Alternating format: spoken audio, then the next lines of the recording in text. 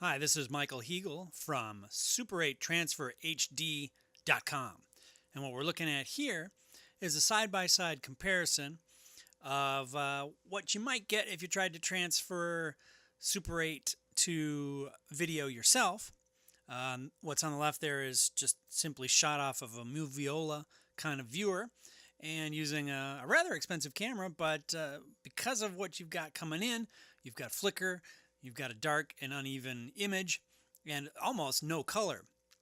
On the right, we have, wow, the LED-based Cinemate HD doing the transfer on the same piece of film, and you can see what is actually obtained on that image.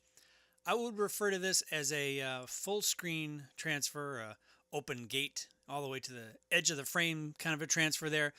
You might be able to make out the edge of the frame itself as a sort of a hairy line at the bottom.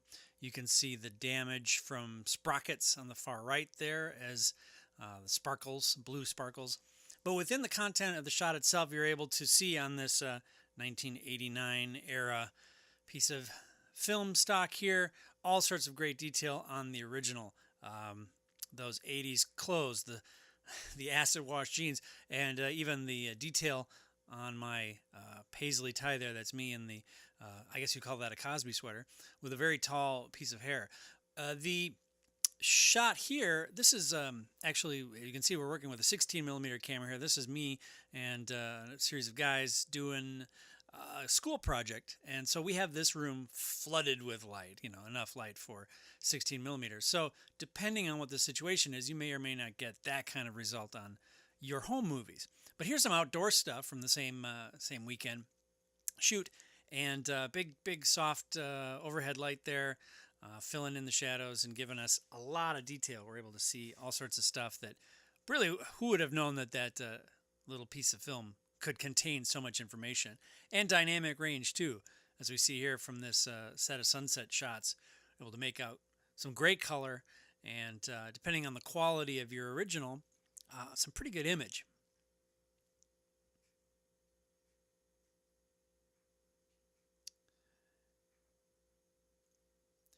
This has seen better days, I guess you could say. It's been run through a few times.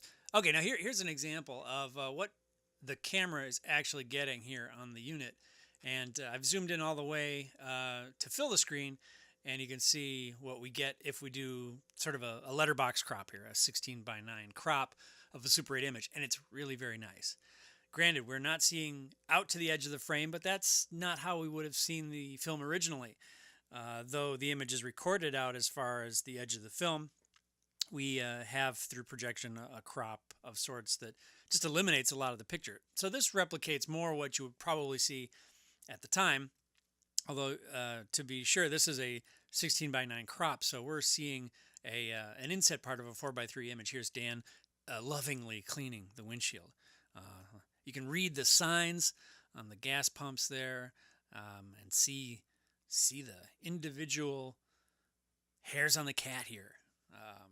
This is an old convenience store in a small town, and check out all that signage back there, the reflections, detail on the paint, on the posts there, and the cat itself. Look at that.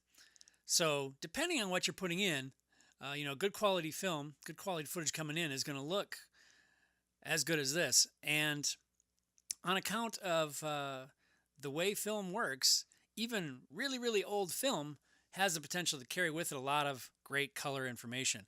Obviously, this is now coming up on 30 plus years of being around. You can make out all the detail on the wall-to-wall carpeting on that van.